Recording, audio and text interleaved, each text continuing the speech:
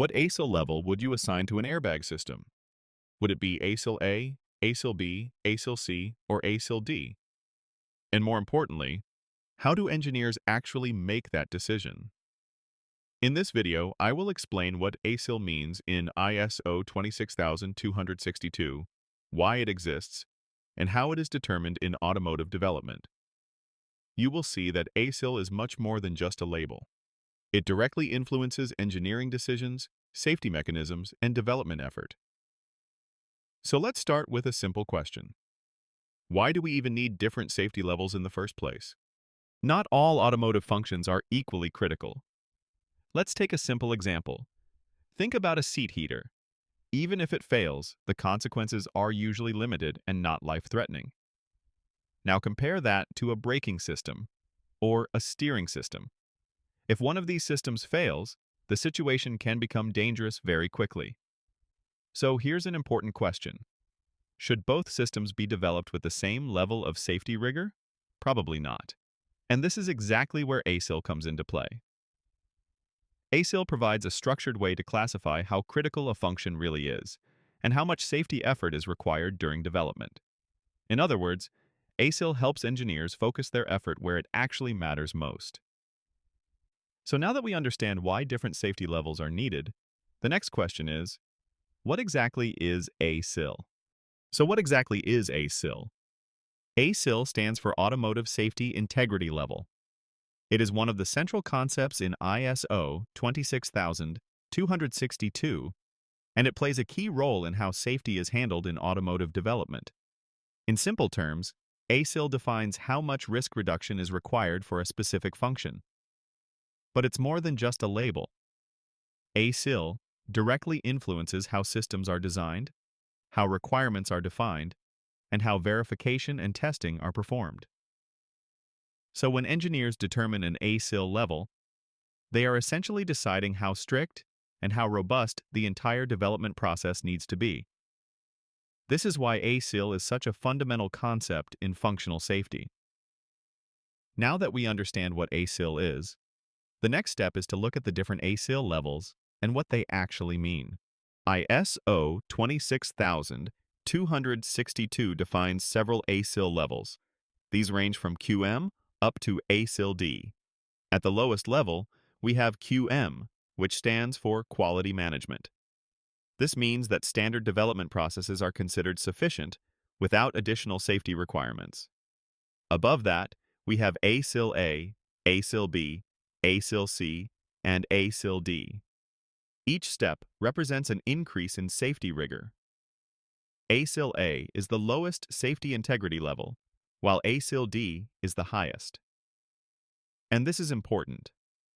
As you move up the levels, the required development effort, verification activities, and safety mechanisms all increase significantly.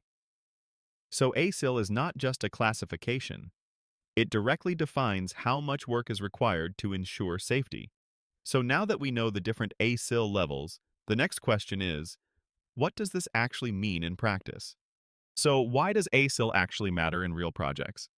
Because ASIL directly influences how systems are engineered. Once an ASIL level is assigned, it drives important decisions. For example, system architecture may need to include redundancy. Safety mechanisms must be designed to detect and control failures. Verification and testing activities become more extensive and more detailed. And overall, the development effort and cost increase significantly. So ASIL is not just a theoretical concept. It has a direct impact on how engineers design, develop, and validate systems. And getting the ASIL wrong can have serious consequences. Either the system is not safe enough, or it becomes unnecessarily complex and expensive. So now that we understand why ASIL matters, the next question is, how is the ASIL level actually determined? So how is the ASIL level actually determined? It is not based on intuition or guesswork. Instead, ISO 26262 defines a structured risk assessment process. This evaluation is performed for each hazardous event. And for every hazardous event, 3 key parameters are analyzed: severity, exposure, and controllability. Each of these parameters is assessed independently. Then, they are combined in a structured way to determine the ASIL level. So instead of asking, "Is this system critical?" engineers ask a more precise question. How severe is the potential harm? How often can the situation occur? And can the driver control the situation? Let's take a closer look at these three parameters. Let's start with the first parameter, severity. Severity. Severity describes how serious the potential consequence of a failure could be. In other words, if something goes wrong, how bad can the outcome be? For example, a minor inconvenience would represent low severity. But if a failure could lead to serious injury or even a life-threatening situation, the severity is high. And this is important. Severity only looks at the consequence. It does not consider how often the situation occurs. So even a rare event can have a high severity if the potential outcome is critical. Now let's move to the second parameter, exposure. Exposure describes how often a specific situation can occur during normal vehicle operation. In other words, how frequently is the system actually exposed to the condition in which the hazard could happen? Let's think about a simple example. Driving on a highway is something that happens quite frequently. So hazards related to that situation would have a higher exposure. On the other hand, a very specific or rare driving condition might occur only occasionally. That would result in a lower exposure. So the more often a situation occurs, the higher the exposure and the higher the potential risk. So now we have severity and exposure. The final parameter is controllability. Controllability describes whether the driver can avoid or control the hazardous situation. In other words, if something goes wrong, can the driver still react in time? Let's consider two situations.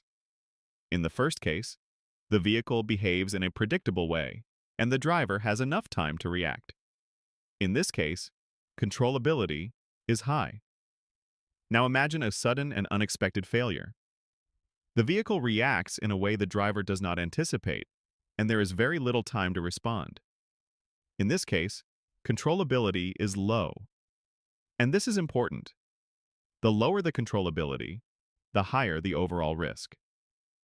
Now that we have seen severity, exposure, and controllability, the next step is to combine these parameters. Now let's bring everything together. We have looked at severity, exposure, and controllability, but none of these parameters alone determines the ASIL. Instead, they are combined in a structured evaluation process. This combination reflects the overall risk of a hazardous event. If the potential harm is severe, the situation occurs frequently, and the driver cannot control it. The resulting ASIL will be high. On the other hand, if the severity is low, or the situation is rare, or the driver can easily react, the ASIL will be lower. So ASIL is always the result of a balanced evaluation, not a single factor.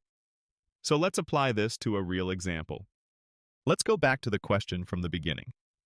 What ASIL level would you assign to an airbag system? Now we can actually answer it. Let's consider a specific case. Unintended airbag deployment. First, severity. If an airbag deploys unexpectedly, it can cause serious injury. So severity is high. Next, exposure. This depends on driving situations, but it is not negligible. So we can assume at least a medium exposure. Finally, controllability. Can the driver prevent the airbag from deploying? No. So controllability is low. When we combine these parameters, the result is a high ASIL level. This is why airbag systems are typically developed with very strict safety requirements. But there are also some common misunderstandings when it comes to ASIL. Let's quickly clarify them. First, ASIL is not the same as risk. It is derived from risk, but it is not the risk itself.